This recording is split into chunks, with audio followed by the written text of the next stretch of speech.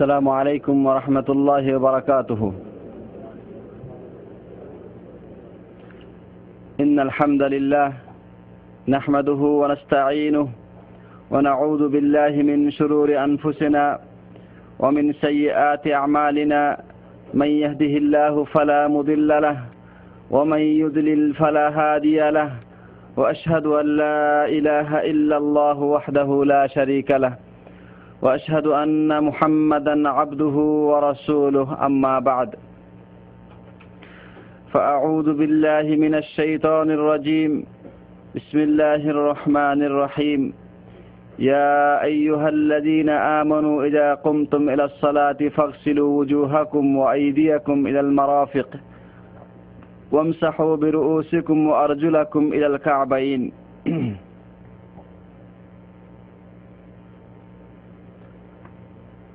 আলহামদুলিল্লাহ, প্রথমে মহান রব্বুল আলামিনের প্রশংসা আদায় করে তার নবীর ওপরে দরুদ ও সালাম পেশ করার পরে আজকে আমরা আপনাদের সামনে গুরুত্বপূর্ণ ইবাদত সালাত এর পদ্ধতি সম্পর্কে আলোচনা করার জন্য উদ্যোগ গ্রহণ করেছি।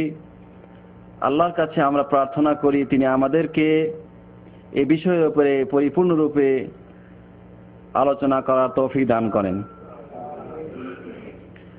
যেহেতু সালাত ইসলামের সর্বশ্রেষ্ঠ ইবাদত, এই জন্যে এই সালাত আদায় করার আগে একটা প্রস্তুতি দরকার রয়েছে, আর সেই প্রস্তুতির নাম হচ্ছে পবিত্রতা। পবিত্রতা দুভাগে বিভক্ত, ছোট পবিত্রতা, বড় পবিত্রতা। যদি গোসল ফরজ হয়ে থাকে তাহলে এর গোসল করার মাধ্যমে যে পবিত্রতা অর্জন করা হয় তাকে বলা হয় বড় পবিত্রতা, আর ওযুর মাধ্যমে যে পবিত্রতা অর্জন করা হয় তাকে বলা হয় ছোট পবিত্রতা। মুসলিম নামাজে আসার আগে ছোট এবং বড় সব ধরনের পবিত্রতা অর্জন করবে। যেহেতু পবিত্রতা অর্জন নামাজের অন্যতম শর্ত, এজন্য পবিত্রতা অর্জনের যে গুরুত্বপূর্ণ পর্যায় এবং বিষয় ওযু, সেই সম্পর্কে আমরা সর্বপ্রথম আলোচনা করব।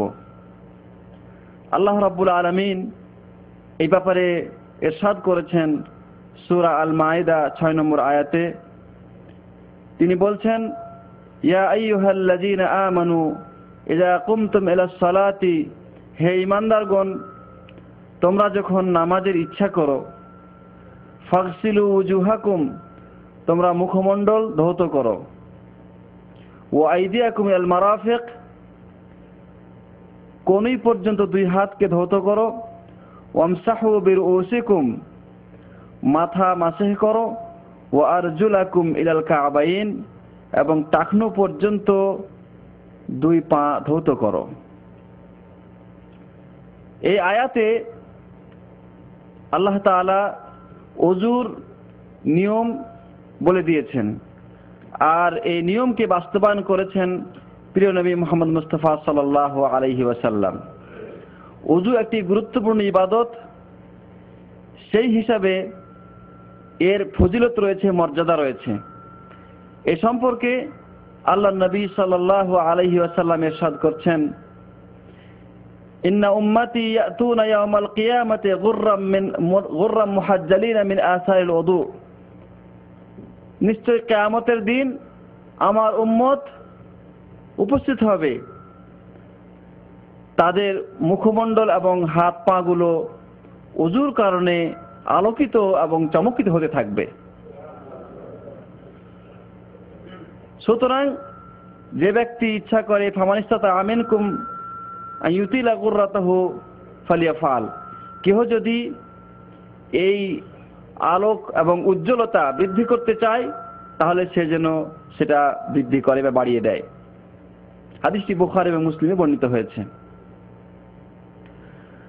তো এই ওযুর ফজিলত আমরা শুনলাম, এবার আসুন আমরা আলোচনা করব ওযু শুরু করার পদ্ধতি।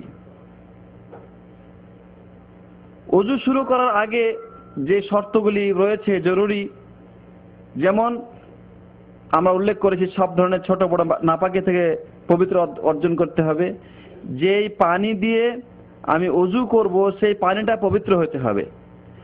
যেহেতু ওযুর বিষয়টা অঙ্গ প্রত্যঙ্গের সাথে জড়িত, এজন্যে আমার চামড়া, শরীরের চামড়া বা নখ বা চুলের গোড়া পর্যন্ত পানি পৌঁছতে বাধা দেয় এরকম কোনো বস্তু, যেমন আটা, মোম বা মাটি বা তেল যদি থাকে, সেটাকে অপসারণ করতে হবে। ওযু শুরু করার প্রাক্কালে নিয়ত করতে হবে। নিয়ত শব্দের অর্থ হচ্ছে অন্তরে ইচ্ছা বা সংকল্প। নিয়ত মুখে উচ্চারণ করা ইসলামের বিধান নয়, এটি মানুষের তৈরি করা একটি বিধান। যে কোনো ইবাদতের আগে নিয়ত লাগে। আল্লাহ নবী সাল্লাল্লাহু আলাইহি ওয়াসাল্লাম ইরশাদ করেছেন, ইন্নামাল আমালু বিন্নিয়াত, ইবাদত সমূহের বিশুদ্ধতা এবং অশুদ্ধতা নির্ভর করছে নিয়তের উপরে। ওয়া ইন্নামা লিকুল্লি ইমরিম মা নাওয়া, প্রত্যেক ব্যক্তি যা নিয়ত করবে তাই সে পাবে। সুতরাং যেহেতু ওযু একটি ইবাদত, এজন্য এই ইবাদতের আগে আমাদেরকে নিয়ত করতে হবে। আর এই নিয়তের ক্ষেত্রে যে মানুষ কিছু শব্দ উচ্চারণ করে থাকে, যেমন বিসমিল্লাহিল আলিল আযীম, আল ইসলামু হাক্কুন আল কুফরু বাতিলুন, আর ওই ধরনের কি কি শব্দ তারা উচ্চারণ করে থাকে, এগুলি আল্লাহর নবী সাল্লাল্লাহু আলাইহি ওয়াসাল্লামের সুন্নাতের সাথে সম্পৃক্ত নয়। সুতরাং তা পরিত্যাজ্য। প্রথমে অন্তরে নিয়ত করে শুরু করব বিসমিল্লাহ বলে। বিসমিল্লাহির রহমানির রহিম বলারও কোনো প্রয়োজন নাই, শুধু বিসমিল্লাহ বললেই হয়ে যাবে, কারণ হাদিসে এই শব্দটুকুই এসেছে। প্রথমে 2 হাত কবজি পর্যন্ত ধৌত করতে হবে। বিশেষ করে যদি আমি ঘুম থেকে জাগ্রত হই, তাহলে পাত্রে হাত ঢোকানোর আগে হাত দুটিকে কবজি পর্যন্ত 3 বার ধৌত করা উচিত। এবং নবীজি নিষেধ করেছেন, বলেছেন, তোমাদের কেহ যদি ঘুম থেকে জাগ্রত হয়, তাহলে সে 2 হাত দুটিকে কবজি পর্যন্ত 3 বার ধৌত না করে যেন পাত্রের মধ্যে না ডুবায়, কেননা সে জানে না তার হাত দুটো কি অবস্থায় রাত কাটিয়েছে। এরপরে হাতে পানি নিয়ে নাকে এবং মুখে এবং নাকে দেওয়া। 1 চুল্লু পানি নিয়ে অর্ধেক মুখে এবং অর্ধেক নাকে দেওয়া, এবং কুলি করা এবং নাক ঝাড়া।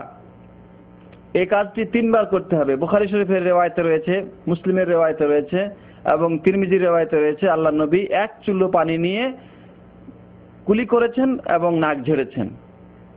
সুতরাং 1 চুল্লু পানিতেই কুলি করা এবং নাক ঝাড়া উত্তম। এখানে যদি আমি সিয়াম অবস্থায় না থাকি, তাহলে কুলি করার সময় গলার ভিতরে পানি দিয়ে গড়গড়া করা, এটা সুন্নাত। আল্লাহ নবী সাল্লাল্লাহু আলাইহি ওয়াসাল্লাম বলেছেন, বালিগ ফিল মাদমাদা ওয়াল ইস্তিনশাক ইল্লা আন তাকুনা সাইমান, তুমি নাক ঝাড়া এবং কুলি করাতে অতিরঞ্জিত করো, তবে যদি রোজা অবস্থা থাকে তাহলে সেটা করিও না। তার মানে সেই অবস্থায় গলার মধ্যে পানি চলে যাওয়ার সম্ভাবনা রয়েছে। এরপরে মুখমণ্ডল ধৌত করতে হবে।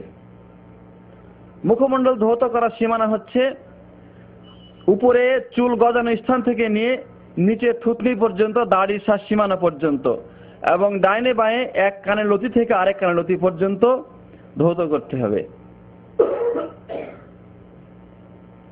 মুখ ধৌত করার পরে হাত ধৌত করতে হবে।